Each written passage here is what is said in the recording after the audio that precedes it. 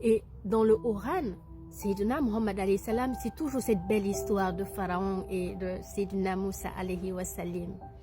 Mais je veux qu'on se concentre sur le moment où Pharaon, en fait, s'est noyé dans la mer et que du coup, devant cette vérité, il a voulu se soumettre à Allah.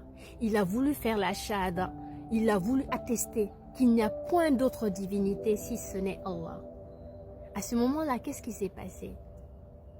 L'ange Jibril alayhi wa salam est descendu pour l'empêcher de prononcer cette phrase qui allait lui donner la miséricorde d'Allah.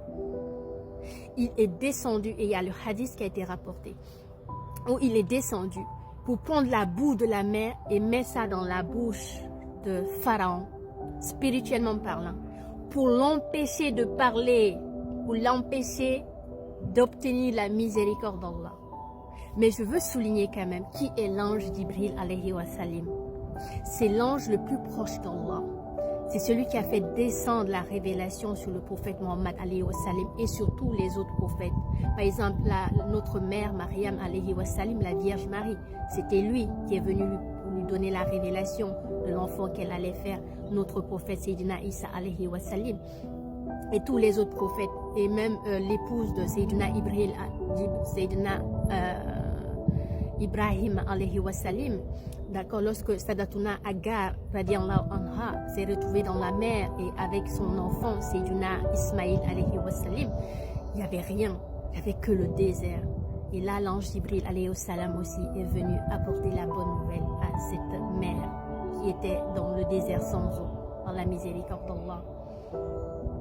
Et du coup, il est celui qui apporte la révélation, la lumière. C'est celui qui guide les guidés sur la terre. C'est celui, en fait, qui propage l'amour, la volonté d'Allah dans les mondes. C'est lui qui propage les sciences, les secrets des secrets d'Allah.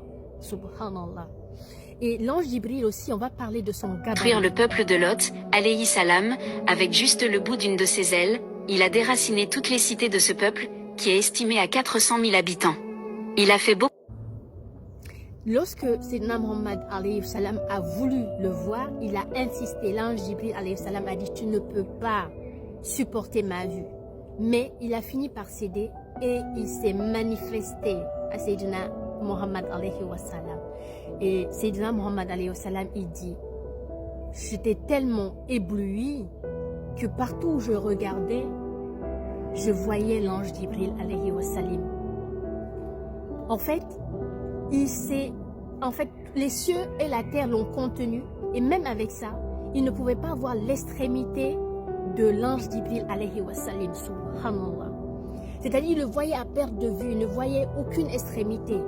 Il était plein, partout où il regardait, il y avait la présence de l'ange Jibril. Donc, c'est donner une idée de sa grandeur. Allah Azza wa Jalla nous dit que l'ange Jibril alayhi wa salam, il a 800 ailes.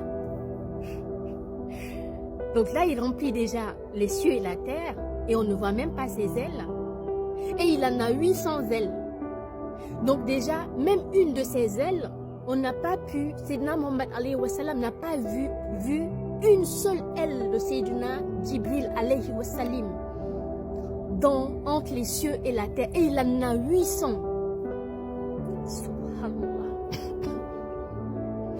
Et entre chaque cieux, entre la terre et le premier ciel, Allah nous l'a dit dans le Coran, il y en a 500 ans.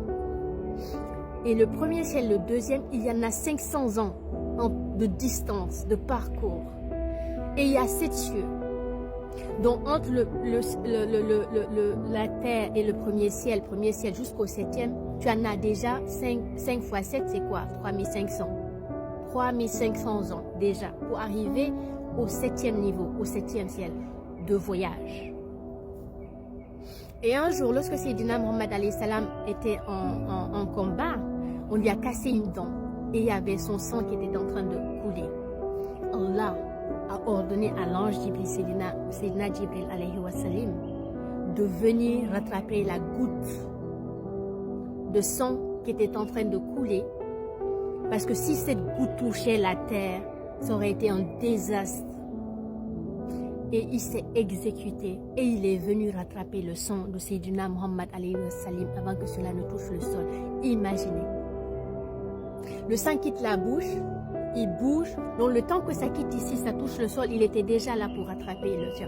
Donc un voyage de plus de 3500 ans. Et ça encore, c'est ce que nous comprenons. Hein. Allahu alam. Mais on va supposer une distance qui doit être parcourue en 3500 ans. L'ange Jibril alayhi wa sallam l'a fait en moins d'une seconde pour arriver et empêcher cette goutte de sang de toucher le sol.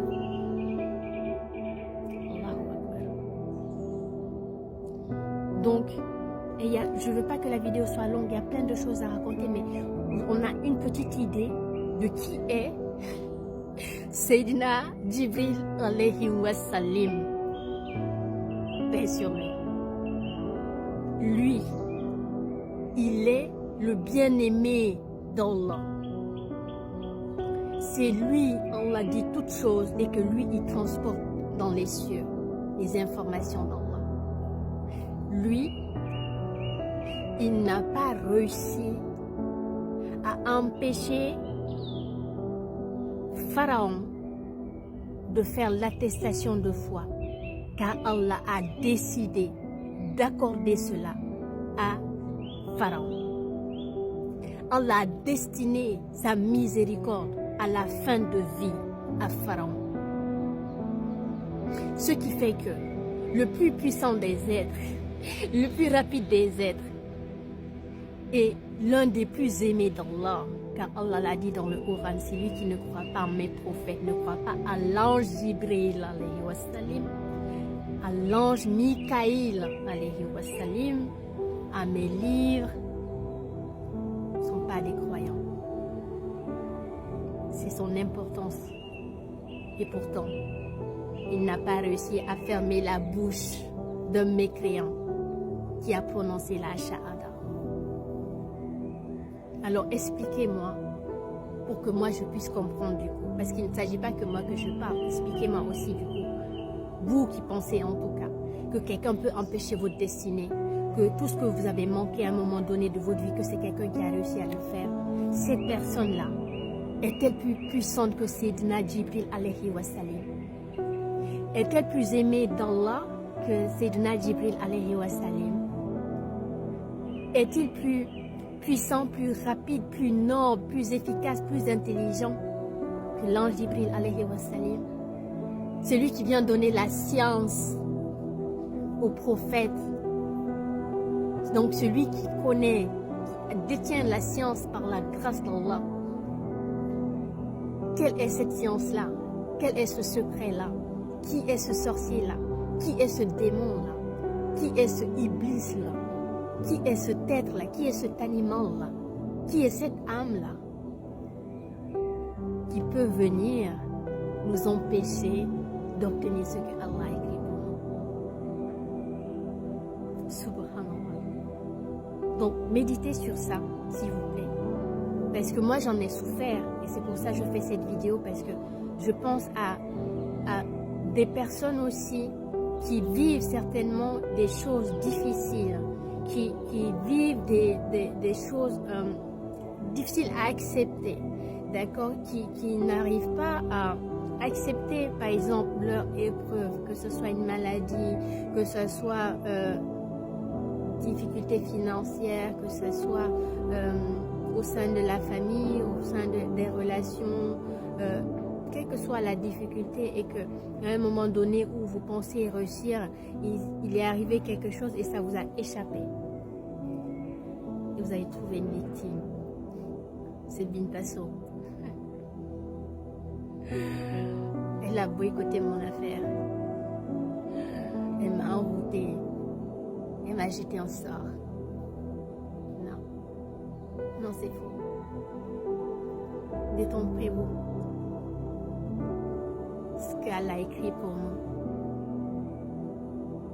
quel que soit ce qu'on a fait, quel que soit qui on est, quel que soit le péché qui nous souille, quelle que soit la distance, la désobéissance en Allah, sachez qu'Allah est celui qui est inconditionnellement amoureux de sa créature. Donc, quel que soit le dégoût que tu as pour toi-même, sache que Allah, sa promesse est véridique, il ne change pas sa promesse.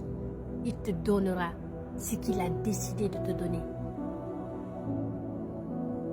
Parce que Allah, lorsqu'il donne, il n'attend rien en retour.